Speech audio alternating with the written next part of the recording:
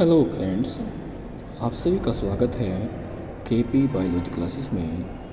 दोस्तों, आज हम बातें करने वाले हैं कुछ क्वेश्चन की जो मेडिकल एग्जाम में आने की संभावना होती है। ये सभी क्वेश्चन आपके क्लासिफिकेशन ऑफ द ऑर्गेनिज्म से लिए गए हैं।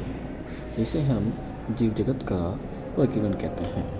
ओके, क्वेश्चन फर्स्ट आपके पास रहेगा कि प्लाज्मोडियम द्वारा उत्पन्न रोग से पीड़ित व्यक्ति निम्नलिखित में से किस समय आवर्तक शीत तथा ज्वर का अनुभव करता है। ऑप्शन है जब परजीवी तीव्र गुणन द्वारा आरबीसी को फाड़कर नई आरबीसी प्रवेश करते हैं। ऑप्शन नंबर 2, जब ट्रोफोजोइट्स अधिकतम वृद्धि प्राप्त कर लेते हैं तथा कुछ विष उत्पन्न करते हैं। ऑप्शन 3, जब आरबीसी से मुक्त स्पोरोजोइट्स शीघ्रता से मारे जाते हैं तथा प्लीहा के भीतर इनका विखंडन होता है। ऑप्शन नंबर 4, जब आरबीसी द्वारा लघु युग्मक जनन और दीर्घ युग्मक जनन नष्ट हो जाते हैं। तो दोस्तों, हम आपको बता दें कि इन चारों में से जो सही ऑप्शन होगा, जो सही ऑप्शन है वह कौन सा है। आप बता दें, ऑप्शन नंबर ए सही ऑप्शन होगा कि जब परजीवी तीव्र गुणन करते हैं तो आरबीसी को फाड़कर नई आरबीसी प्रवेश करते हैं, तो उस कारण से आवर्तक शीत तथा ज्वर का अनुभव करते हैं। ओके, क्वेश्चन नंबर 2, कुछ जीवों में के अभिलक्षणों में निम्नलिखित कथनों के सही संयोजन का चयन कीजिए। तो ऑप्शन दिए गए हैं। मिथेनोजेन आर्च बैक्टीरिया है जो दलदल स्थानों पर मीथेन उत्पन्न करते हैं। ऑप्शन नंबर 2, नोस्टोक एक तंतुमय नीलहरी शैवाल है जो वायुमंडलीय नाइट्रोजन का स्थिरीकरण करता है। ऑप्शन 3, रसायन संश्लेषी स्वयंपोषी जीवाणु ग्लूकोज से सेलुलोज का संश्लेषण करते हैं।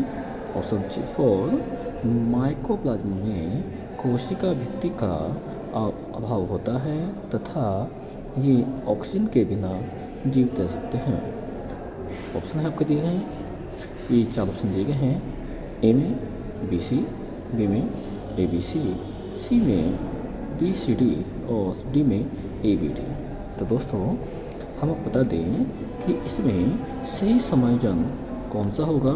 तो दोस्तों, इसमें ऑप्शन नंबर डी जिसमें दिया गया है कि ऑप्शन ए, ऑप्शन बी और ऑप्शन नंबर डी, ये सभी क्या होंगे, ये सभी आपके इसके अनुसार ऑप्शन सही है।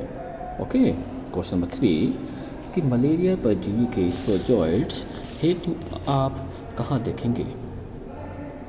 ऑप्शन दिए गए हैं। संक्रमित मनुष्य की प्लीहा में, संक्रमित मादा एनाफिलेज मच्छर के लार में, मलेरिया से पीड़ित व्यक्ति की लार कणिकाओं में। ऑप्शन नंबर 4, ताजे निमोचित मादा एनाफिलेज मच्छर की लार ग्रंथियों में। तो दोस्तों, हम आपको बता दें कि मलेरिया परजीवी के स्पोरोजोइट्स हेतु हमें क्या देखना होगा। तो ऑप्शन नंबर जो इसके लिए सही होगा, ऑप्शन नंबर क्या होगा, option number B. Option number B कि संक्रमित मादा एनाफिलेज मच्छर की लार में हम इनको देख सकते हैं। ओके, क्वेश्चन नंबर 4, निम्नलिखित में से कौन एक सूक्ष्म जीवी तथा उसके व्यावसायिक उत्पाद का सही मेल नहीं है। ऑप्शन है यीस्ट से स्टेटिन्स, एसिडोबैक्टर एसिटी से एसिटिक एसिड, क्लस्ट्रीडियम से लैक्टिक एसिड, एस्परजिलस नाइजर से सेटिक अम्ल। दोस्तों, हम आपको बता दें कि इसमें से व्यावसायिक रूप से कौन सा सही मेल नहीं है। तो दोस्तों, इसके लिए option number C, option number C क्या है आपके पास में कि क्लस्ट्रीडियम से लैक्टिक एसिड नहीं बनता है। ओके, क्वेश्चन नंबर 5 दिया गया है। निम्नलिखित में से किसके अध्ययन द्वारा DNA के आनुवांशिकी पदार्थ होने का असंदिग्ध प्रमाण मिलता है। तो ऑप्शन दिए गए हैं। कवक, वायरॉइड, जीवाणु विषाणु, चौथा है जीवाणु। तो आपको बता दें कि डीएनए के आनुवंशिक पदार्थ होने का ऐसा प्रमाण किसके द्वारा मिलता है? तो दोस्तों उसके लिए ऑप्शन नंबर क्या होगा? ऑप्शन नंबर सी, क्या जीवाणुवीय विषाणु से, जीवाणुवीय विषाणु से। ओके, अब क्वेश्चन नंबर 6 की बात करें। क्वेश्चन नंबर 6 दिया गया है, बेसिलस थूरिजिनेसिस प्रोटीन के क्रिस्टल बनाता है जिसमें कीटनाशक प्रोटीन होती है। यह प्रोटीन है, तो ऑप्शन दिए गए हैं आपको, कुछ प्रोटीन जिनमें काई जीन भी संबंधित होती है द्वारा कोडित होते हैं। ऑप्शन 2, कीट की एकांतरिक की अम्लता पीएच द्वारा सक्रिय होती है। ऑप्शन 3, वाहक जीवाणु को जो स्वयं इस विष के लिए प्रतिरोधी होता है नहीं मारती। ऑप्शन नंबर 4, कीट की मध्यांतरिक की उपकला कोशिकाओं से बंधकर अंततः कीट को मार देती है। तो दोस्तों हम आपको बता दें कि बेसिलस थूरिजिनेसिस प्रोटीन के क्रिस्टल जो बनाता है उसके लिए क्रिस्टल प्रोटीन के लिए जो सही ऑप्शन होगा, सही जो ऑप्शन होगा तो दोस्तों उसके लिए ऑप्शन नंबर डी होगा। क्या होगा? Option number D. Okay, question number 7। Question number 7 कि यूबैक्टीरिया में एक कोशिकीय संघटक जो यूकैरियोटिक कोशिका से समानता प्रदर्शित करता है उसके ऑप्शन हैं राइजोबियम, केंद्र, कोशिका भित्ति, प्लाज्मा झिल्ली। तो दोस्तों हम आपको बता दें कि इसके लिए जो सही ऑप्शन होगा, जो सही ऑप्शन होगा वो होगा ऑप्शन नंबर डी, प्लाज्मा झिल्ली। ओके, क्वेश्चन नंबर 8, निम्नलिखित में से कौन जीवाणु कोशिका में एक उत्प्रेरक की भांति कार्य करता है? ऑप्शन है 23S RNA, 5S RNA, HN RNA, SN RNA। तो दोस्तों हम आपको बता दें कि जीवाणु कोशिका में एक उत्प्रेरक की भांति जो कार्य करता है वह कौन सा है? वह क्या है? वह होता है 23S RNA। जो R स्मॉल दिया गया है ये होता है राइबोसोमल। क्या होता है? राइबोसोमल।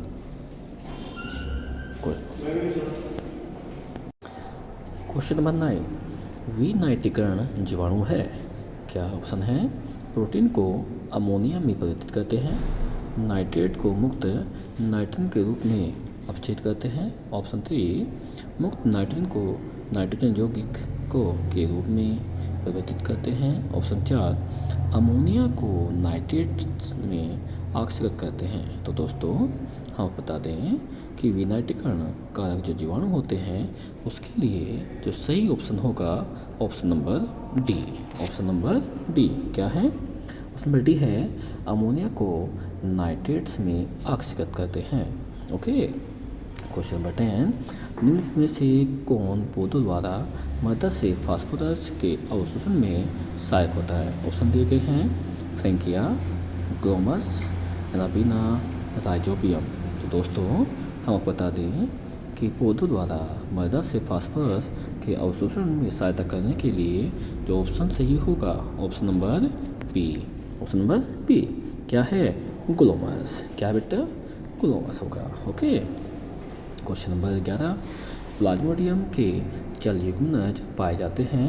ऑप्शन है मनुष्य की आरबीसी में, एनाफिलेज की लाल ग्रंथि में, मनुष्य के यकृत में, और चौथा ऑप्शन दिया गया है आपके पास में मदर एनाफिलेज की आंत में। तो दोस्तों हम आपको बताते हैं कि प्लाज्मोडियम के जल जो युग्मनज होते हैं वे कहाँ मिलते हैं?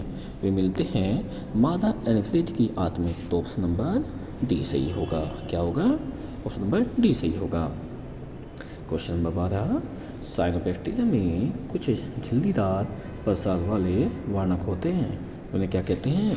यह ऑप्शन है हेटेरोसिस्ट, आधारकाय, श्वसन मूल, और चौथा है वर्णकी लवक। तो दोस्तों हम आपको बता दें कि साइनोबैक्टीरिया में कुछ जो झिल्लीदार प्रसार वर्णक होते हैं वे क्या होते हैं?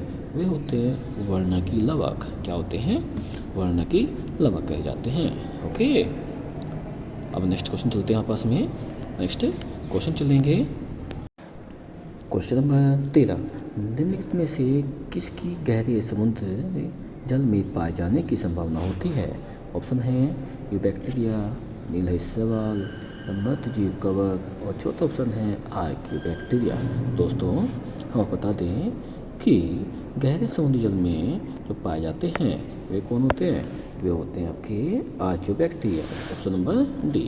ओके। क्वेश्चन नंबर 14, निम्नलिखित में से असत्य कथन को चुनिए, यानी कौन सा फाल्स होगा?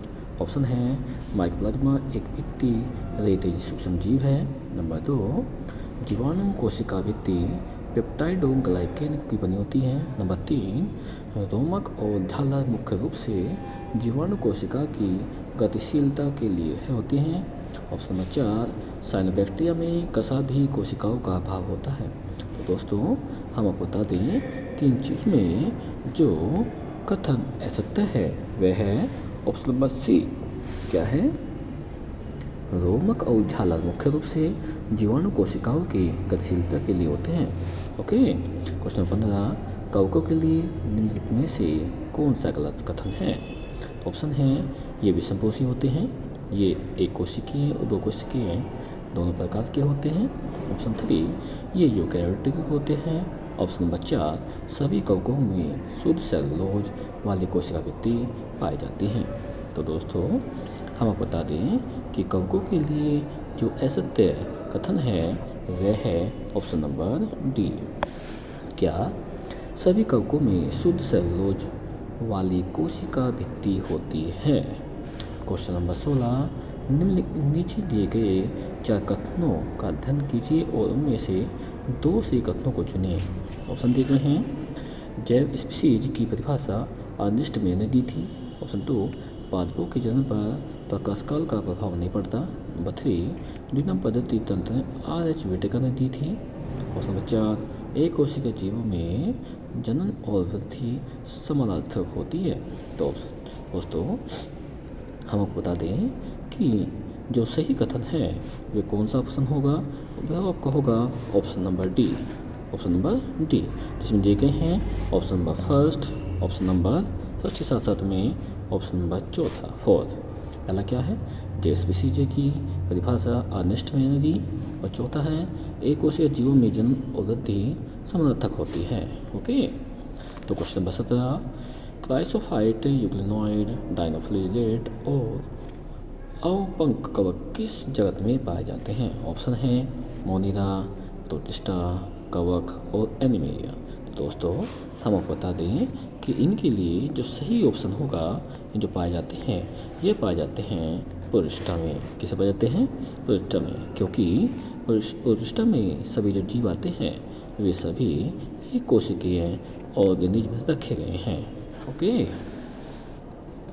क्वेश्चन नंबर 18, निम्नलिखित में से कौन सा कथन असत्य है? तो ऑप्शन है साइनोबैक्टीरिया को नीलहरी शैवाल भी कहते हैं। ऑप्शन 2, स्वर्णिम शैवालों को डेस्मिड भी कहते हैं। ऑप्शन 3, यूबैक्टीरिया को असत्य जीवाणु भी कहा जाता है। ऑप्शन 4, फाइकोमाइसिटीज को शैवालीय कवक भी कहा जाता है। तो दोस्तों हम आपको बता दें कि इसमें सही जो ऑप्शन होगा वो होगा ऑप्शन नंबर सी। क्या होगा? ऑप्शन नंबर सी, यानी यूबैक्टीरिया को असत्य जीवाणु भी कहा जाता है। क्वेश्चन 19, निम्नलिखित में से कौन सा कथन वायरॉइड के लिए असत्य है? ऑप्शन है ये विषाणुओं से अपेक्षाकृत छोटे होते हैं। नंबर 2, ये संक्रमण करते हैं। नंबर 3, इनका आरएनए उच्च आणविक भार वाला होता है। ऑप्शन नंबर 4, इनमें प्रोटीन आवरण का अभाव होता है। तो दोस्तों हम आपको बता दें कि वायरॉइड के लिए सही जो कथन असत्य है, जो कथन असत्य होगा वह कौन सा होगा? वह होगा ऑप्शन नंबर सी। कौन सा होगा?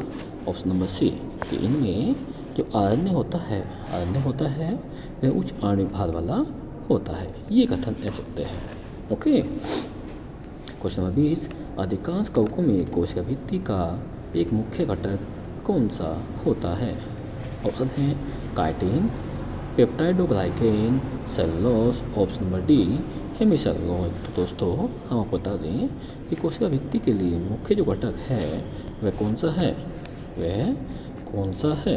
तो दोस्तों उसके लिए मुख्य जो घटक होता है वह होता है काइटिन होता है। कौन सा होता है, काइटिन होता है। ओके, क्वेश्चन नंबर 21, निम्नलिखित में से कौन चरम लवणीय दशाओं में पाए जाते हैं। ऑप्शन है archaebacteria, eubacteria, cyanobacteria, mycobacteria. तो दोस्तों हम बता दें कि चरम लवणीय दशा में पाए जाने वाले जो जीव होते हैं वे कौन से होते हैं या उन्हें क्या कहते हैं, उन्हें कहा जाता है आर्ध बैक्टीरिया। क्या कहते हैं, archaebacteria. Option number A. Okay, question number 22, निम्नलिखित में कौन सा अवयव जीवाणु कोशिका को चिपकने की विशिष्टता प्रदान करता है। ऑप्शन है कोशिका भित्ति, केंद्र झिल्ली, प्लाज्मा झिल्ली, ग्लाइकोकैलिक्स। तो दोस्तों हम बता दें कि कोशिका भित्ति को चिपकने के लिए जो प्रदान करते हैं, विशिष्टता प्रदान करता है वह कौन होता है, वह होता है आपस में कौन होगा। Option number D. क्या होगा, ऑप्शन नंबर डी यानी ग्लाइकोकैलिक्स होता है। क्या होता है, ग्लाइकोकैलिक्स होगा। ओके, कौन सा होगा, ग्लाइकोकैलिक्स का। ओके, अब चलते हैं, अगला क्वेश्चन है क्वेश्चन नंबर 23। कहता है वायरॉइड विषाणुओं में से भिन्न होते हैं। वायरॉइड विषाणु से भिन्न होते हैं क्योंकि इनमें पाया जाता है। ऑप्शन है प्रोटीन आवरण के साथ डीएनए अणु, नंबर 2 बिना प्रोटीन आवरण के डीएनए अणु, 3 प्रोटीन आवरण के साथ आरएनए अणु, चौथा बिना प्रोटीन आवरण के आरएनए अणु होते हैं। दोस्तों हम आपको बता दें कि वायरॉइड जो डीएनए से भिन्न होते हैं इसका मुख्य कारण क्या है। ऑप्शन है ऑप्शन नंबर डी। कौन सा ऑप्शन है, ऑप्शन नंबर डी। डी में क्या लिखा है कि बिना प्रोटीन आवरण के आरएनए अणु पाए जाते हैं। Okay, question number 24। निम्न में से कौन सी सबसे छोटी जीवित कोशिका होती है जिसमें एक निश्चित कोशिका भित्ति नहीं होती। ये पादपों और जंतुओं में तोजनक और बिना ऑक्सीजन के जीवित रह सकती हैं। तो ऑप्शन दिए गए हैं बेसिलस, स्यूडोमोनास, माइकोप्लाज्मा, नोस्टॉक। तो दोस्तों हम बता दें कि किस में सबसे छोटी कोशिकाएं होती है, छोटी कोशिकाएं किस में पाई जाती हैं। तो उसमें दिया गया है क्या, ऑप्शन नंबर सी माइकोप्लाज्मा। और ये ध्यान रखें, माइकोप्लाज्मा सबसे छोटा ऑर्गेनिज्म होता है। ठीक है, क्वेश्चन नंबर 25, सिलिएट्स अन्य सभी प्रोटोजोआंस से किस प्रकार भिन्न होते हैं। ऑप्शन दिए गए हैं ये शिकार को पकड़ने के लिए बाधा का उपयोग करते हैं। बी इनमें अधिक बल जल को निकालने के लिए संकुचनशील धानी होती है। ऑप्शन 3 ये गमन के लिए कशाभिका का प्रयोग करते हैं। नंबर 4 इनमें 2 प्रकार के केंद्रक होते हैं। तो दोस्तों हम बता दें कि इसके लिए जो ऑप्शन होगा ऑप्शन नंबर डी। कौन सा, डी। इनमें 2 प्रकार के केंद्रक होते हैं। ओके, क्वेश्चन नंबर 26, निम्नलिखित में से कौन सा एक प्रोकैरियोटिक नहीं है। ऑप्शन है नोस्टॉक, माइकोबैक्टीरिया, सेकेरोमाइसीज, आसिलेटोरिया। तो ऑप्शन है इस जो आपका क्या नहीं आपका जो आपका प्रोकैरियोटिक नहीं है। तो ऑप्शन नंबर सी सेकेरोमाइसीज। क्या होगा, सेकेरोमाइसीज होगा, नहीं ऑप्शन नंबर सी होगा। ओके,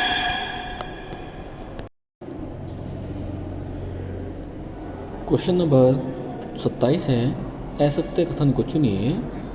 क्वेश्चन आंसर है स्पोरोजोआंस में पादप चलने और भोजन ग्रहण करने हेतु उपयोजित होती है। ऑप्शन 2 छत्रिकों का संबंध बेसिडोमाइसिटी से होता है। ऑप्शन 3 कवक और पादप जगत के सदस्यों में कोशिका भित्ति उपस्थित होती है। ऑप्शन 4 मोनेरा को छोड़कर सभी जीव जगतों की कोशिका में माइटोकॉन्ड्रिया उपस्थित होते हैं।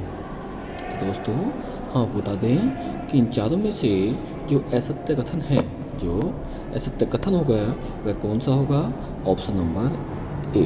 कौन सा होगा, ऑप्शन नंबर ए, यानी स्पोरोजोआंस में पादप चलने और भोजन ग्रहण करने हेतु उपयोगित संरचनाएं होती हैं। ओके। क्वेश्चन नंबर अगला है 28। निम्नलिखित में से कौन से जीव महासागरों में मुख्य उत्पादकों के रूप में जाने जाते हैं? ऑप्शन है साइनोबैक्टीरिया, डायटम्स, डायनोफ्लैजिलेट्स और यूग्लिनोइड। दोस्तों हम आपको बता दें कि जीव महासागरों में जो मुख्य घटक के रूप में होते हैं वे कौन से होते हैं? वे होते हैं डायटम, यानी ऑप्शन नंबर कौन सा होगा? ऑप्शन नंबर बी सही होगा। ओके, अगले चलते हैं क्वेश्चन नंबर 29। कैरलस लिनियस द्वारा सर्वप्रथम व्यक्त किया गया काव्य आम आ का सही लिखित वैज्ञानिक नाम कौन सा है? दोबारा सुन लीजिए। कैरलस लिनियस द्वारा सर्वप्रथम व्यक्त किया गया आम का सही वैज्ञानिक नाम कौन सा है? ऑप्शन दिए गए हैं मैग्निफेरा इंडिका का लिन, मैग्निफेरा इंडिका, तीसरा है मैग्निफेरा इंडिका लिन और चौथा है मैग्निफेरा इंडिका।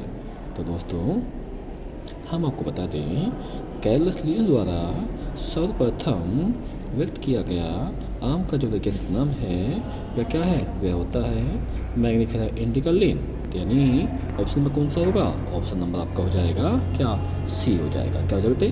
सी हो जाएगा दोस्तों। ठीक है, अब चलते हैं आपका क्वेश्चन नंबर नेक्स्ट चलते हैं क्वेश्चन नंबर 30 पे कि निम्न में से कौन ऐसा कथन सत्य है? ऑप्शन है दो कोशिकाओं का संलयन कैदोगमी कहलाता है। ऑप्शन 2 दो चल या अचल युग्मकों के प्रोटोप्लाज्म का संलयन प्लाज्मोगेमी कहलाता है। ऑप्शन 3 पौधों पर निर्भर जीव सेफोफाइट्स कहलाते हैं। ऑप्शन 4 कुछ जीव वायुमंडलीय नाइट्रोजन का स्थिरीकरण विशिष्ट कोशिकाओं जिन्हें शीत सेल कहते हैं में कर सकते हैं। तो दोस्तों हम आपको बता दें कि इनमें जो सत्य कथन होगा वह होगा दो चल या अचल युग्मकों के प्रोटोप्लाज्म का संलयन प्लाज्मोगेमी कहलाता है। यानी ऑप्शन कौन सा हो गया? ऑप्शन हो जाएगा आपके पास में ऑप्शन नंबर बी हो जाएगा। ओके दोस्तों अब चलते हैं हम अगला क्वेश्चन चलेंगे। क्वेश्चन नंबर 31 यानी 31 है। क्या है? पेनिसिलिन में निम्न में से कौन सी संरचना अलैंगिक जनन से संबंधित है? ऑप्शन है जेम्ब्यूल्स, कलेका, जोस्पोर, कोनेडिया। तो आपको बता दें कि पेनिसिलिन में अलैंगिक जनन से संबंधित जो संरचना होगी उसे क्या कहते हैं? उसे कहते हैं कोनेडिया कहते हैं। क्या कहते हैं हम लोग? कोनेडिया, यानी ऑप्शन नंबर डी होगा। ओके, अब क्वेश्चन नंबर 32 चलते हैं। नीचे दिए गए कथनों नीचे दो कथन दिए गए हैं, उनका सही रूप बताइए। ठीक है, पहला कथन नंबर 1 है माइकोप्लाज्मा 1 माइक्रोन से कम आकार वाले फिल्टर से निकल सकते हैं। कथन नंबर 2 माइकोप्लाज्मा कोशिका भित्ति युक्त जीवाणु हैं। उपयुक्त कथनों को ध्यान में रखते हुए नीचे दिए गए विकल्पों में से सही विकल्प को चुनिए। ओके, विकल्प है कथन नंबर 1 कथन 1 सत्य है परंतु कथन 2 असत्य है। नंबर 2 कथन 1 असत्य है परंतु कथन 2 सत्य है। दोनों कथन सत्य हैं और चौथा है दोनों कथन असत्य हैं। तो आपको बता दें कि इसमें जो आपका सही होगा, जो कथन सही होगा उसके लिए ऑप्शन जो होगा ऑप्शन नंबर क्या होगा? ऑप्शन नंबर ए। ऑप्शन नंबर ए यानी कथन 1 सत्य है परंतु कथन 2 असत्य है। ओके, अगला है क्वेश्चन नंबर 33। निम्न में से कौन सा कथन सही है? ऑप्शन है स्लाइम मोल्ड मतोपजीवी जीव हैं जिन्हें किंगडम मोनेरा के अंतर्गत वर्गीकृत किया गया है। ऑप्शन 2 माइकोप्लाज्मा में डीएनए राइबोसोम्स तथा कोशिका भित्ति उपस्थित होती है। ऑप्शन 3 साइनोबैक्टीरिया स्वयंपोषी जीवों का एक समूह है जिन्हें किंगडम मोनेरा के अंतर्गत वर्गीकृत किया गया है। ऑप्शन 4 जीवित जीवाणु पूर्णतः विषमपोषी जीव होते हैं। तो दोस्तों हम आपको बता दें कि इनमें से जो सही ऑप्शन सही होगा ऑप्शन नंबर सी, यानी साइनोबैक्टीरिया स्वयंपोषी जीवों का एक समूह है जिन्हें किंगडम मोनेरा में रखा गया है। यानी वर्गीकृत किया गया। तो कौन सा हो गया? Option number C. तो दोस्तों ये थे कुछ क्वेश्चन जीव जगत के वर्गीकरण से जो नीट एग्जाम में पूछे गए हैं और वो नीट एग्जाम के लिए महत्वपूर्ण भी होते हैं। इसी साथ साथ में ये TGT, PGT, DIC, LT grade, इन सब के लिए क्या है, इन सब के लिए भी ये क्वेश्चन महत्वपूर्ण है। आशा है कि आप सभी को ये क्वेश्चन समझ में आए होंगे। ठीक है, ओके, धन्यवाद।